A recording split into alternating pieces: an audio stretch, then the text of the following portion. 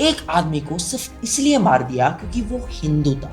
और हमारी गवर्नमेंट जो हिंदुत्व का झंडा पिछले 12 साल से लहरा रही है, उन्होंने कोई एक्शन तक नहीं लिया। 18 दिसंबर की रात करीब 9 बजे दीपू चंद्रदास जिस फैक्ट्री में काम करता था, उसके बाहर भीड़ जमा होती है दीपू का इंतजार करते हुए ताकि उसकी जान ले सके। लेकिन ऐसा क्यों? क्योंकि उसने बोला था भगवान सिर्फ एक नहीं है, उसके बहुत नाम है। फैक्ट्री के बाहर से उसे पकड़ लिया गया और नंगा करके उसको बहुत बुरी तरह पीटा। उसके बाद उसे खींचकर ढाका मयनमंद सिंह हाईवे पर एक पेड़ से लटका दिया गया।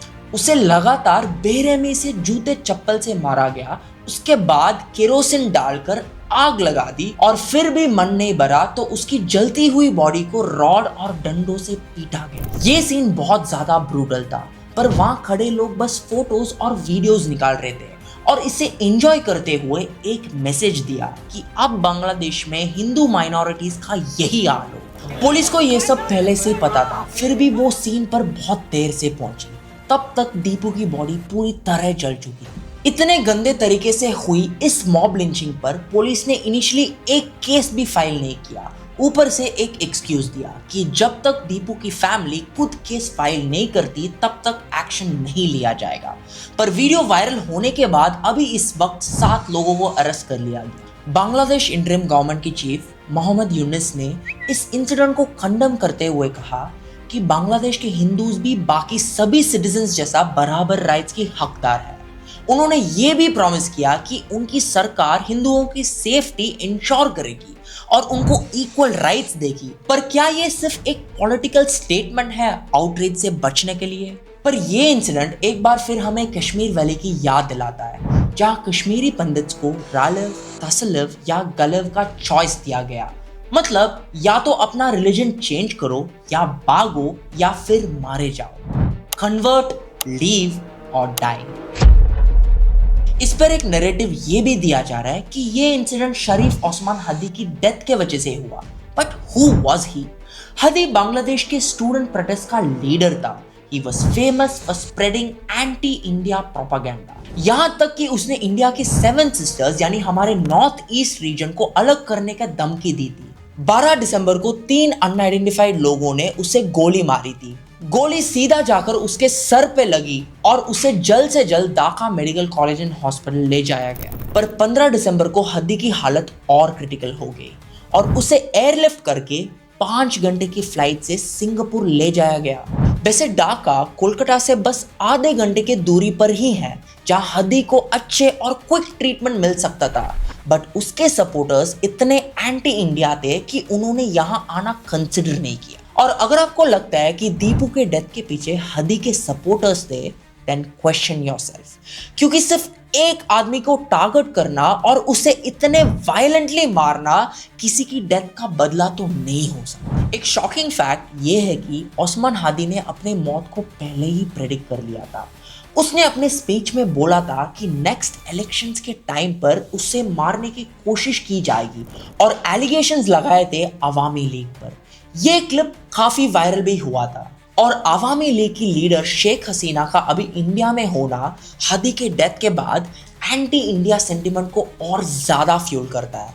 अब अगर आप सोच रहे हो शेख हसीना इंडिया में क्यों है, तो मैंने इस पर वीडियो ऑलरेडी बना रखा है। But Deepu's death was a clear-cut message that even after 78 years of independence, Pakistan और बांग्लादेश में हिंदू माइनॉरिटी सेफ नहीं है और ना ही सेक्युलरिज्म जैसा चीज वहां कभी जगह बना सकती है। दीपू का नाम पर ब्लास्फेमी का रूमर फैला के उसे ब्रूटल मॉब लिंचिंग का शिकार बना दिया गया। इस सिचुएशन में एक लाइन याद आती है, The mob is the mother of tyrants, which is very true, क्योंकि एक क्राउड वायलेंस करते हुए कभी ये नहीं सोचता क्या सही है क्या गलत।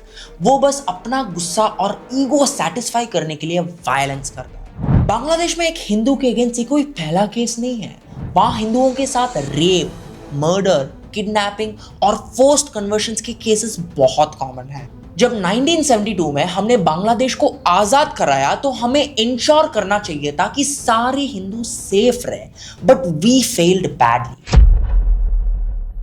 वैसे ये चीज सिर्फ बांग्लादेश में नहीं होती, इंडिया में भी ऐसे बहुत देखा गया, कभी गौ हत्या के नाम पर, कभी लव जिहाद के नाम पर माइनॉरिटीज के बारे में रूमर्स फैलाकर क्राउड को मिसलीड किया जाता है। अकॉर्डिंग टू बीबीसी, 50 साल का मोहम्मद अकलक बीफ को स्टोर और कंज्यूम करने के एलिगेशंस पर मॉब लिंचिंग का शिकार बन गया। ऐसे ही महाराष्ट्र के पालघर में हिंदू संतों का मर्डर कर दिया जाता है चाइल्ड किडनैपिंग के रूमर्स पर। तो जहां भी मॉब वायलेंस होता है वो केस हमेशा ब्रूटल होता है, भले ही रीजन बड़ा हो या छोटा। तो अब इस केस पे इंडिया का फोकस क्यों जाना चाहिए? क्योंकि ये सिर्फ सेक्युलरिज्म एंड ह्यूमैनिटी के अगेंस्ट नहीं है, ये कन्वर्ट हो सकता है एक टेरिटोरियल थ्रेट में। वेस्ट बंगाल और नॉर्थ ईस्ट रीजन को सिर्फ एक छोटा सा कॉरिडोर कनेक्ट करता है, सिलीगुड़ी कॉरिडोर, जो बांग्लादेश के बॉर्डर से बहुत क्लोज है। और अगर अगले कुछ सालों में बांग्लादेश में चीजें ठीक नहीं हुई और टेररिज्म या कम्युनल वायलेंस जैसे चीजें बढ़ने लग गई, तो इंडिया के internal as well as external security दोनों के लिए प्रॉब्लम्स बढ़ जाएगी। क्योंकि बांग्लादेश की नेशनल सिटीजन पार्टी के हसनत अब्दुल्ला ने अपनी स्पीच में पब्लिकली इंडिया को धमकी दी, अगर इंडिया ने बांग्लादेश के इंटरनल अफेयर्स में इंटरफेयर करने की कोशिश की तो वो 7 सिस्टर्स को इंडिया से अलग कर देंगे। और इंटरनेट पर एक मैप भी सर्कुलेट हो रहा है जहां 7 सिस्टर्स को बांग्लादेश के साथ मिलाकर ग्रेटर बांग्लादेश बताया जा रहा है। उसके बाद एक इंडियन रिटायर्ड कॉलोनल अजय रैना ने रिटेलिएट करते हुए एक्स पर ट्वीट किया, हसनत आफ्टर हदी। कांग्रेस एमपी प्रियंका गांधी इस इंसिडेंट को मेंशन करते हुए पार्लियामेंट में मोदी सरकार की अकाउंटेबिलिटी को क्वेश्चन किया एंड एक्शन के लिए डिमांड की। This is a very sensitive issue और कुछ लोग ऐसे सिचुएशंस का फायदा उठाते हुए मिस इन्फॉर्मेशन और रूमर स्प्रेड करते हैं। संडे को इंडिया के ऑफिशियल स्पोक्सपर्सन श्री रणधीर जायसवाल ने एक फेक प्रोपेगेंडा एक्सपोज किया जो बहुत सारे बांग्लादेशी मीडिया हाउसेस को प्रमोट कर रहे थे। असल में new Delhi Bangladesh high commission के सामने 20 से 25 बांग्लादेशी यूथ ने एक पीसफुल प्रोटेस्ट किया, demanding justice and security for all minorities in Bangladesh. पर बांग्लादेशी मीडिया हाउसेस ने उसको एक वायलेंट स्ट्राइक और सिक्योरिटी इशू के साथ प्रेजेंट किया। Bangladesh is not only our neighbouring country but a very sensitive region for India, क्योंकि अगर वहां कुछ भी एक्सेलरेट हुआ तो इंडिया को बहुत सफर करना पड़ेगा। इलीगल माइग्रेंट्स, रेफ्यूजी इशू और नक्सलाइट मूवमेंट और ज्यादा बढ़ जाएगा। ऊपर से इंडिया ऑलरेडी पाकिस्तान और चाइना के साथ बॉर्डर इश्यूज फेस कर रहा है, और अगर अब बांग्लादेश का क्राइसिस कंटिन्यू रहता है तो ये देश की सिक्योरिटी के लिए बहुत बड़ा थ्रेट हो सकता है। तो क्वेश्चन क्लियर है, is India ready for greater turbulences in the east region? क्योंकि मणिपुर अभी भी जल रहा है, बंगाल आज भी इलीगल इमिग्रेशन से डील कर रही है, और ये सब के बीच anti India crisis of the self claimed greater Bangladesh. Is India really prepared? Yes. आप सबको याद दिला दूं, 1972 में जब बात इंडिया की सिक्योरिटी पर आई थी तो पाकिस्तान को अपने 93,000 सोल्जर्स सरेंडर करने पड़ गए थे। और क्या बांग्लादेशी भूल गए हैं कि उनकी इंडिपेंडेंस भी इंडिया का दिया हुआ एहसान है? और रही बात 7 सिस्टर्स को अलग करने की, तो आई बिलीव ये होने से पहले बांग्लादेश के खुद के 7 टुकड़े हो जाएंगे, क्योंकि Indian forces are always there to defend our borders. To each and everyone watching this video, एक बात हमेशा याद रखना, हो सकता है हमारा रिलीजन अलग हो, हम अलग फेथ और आइडियोलॉजीज को मानते हो, but we all are Indians by heart. This is our unbreakable unity in diversity, so we are and always will be prepared. Jai Hind.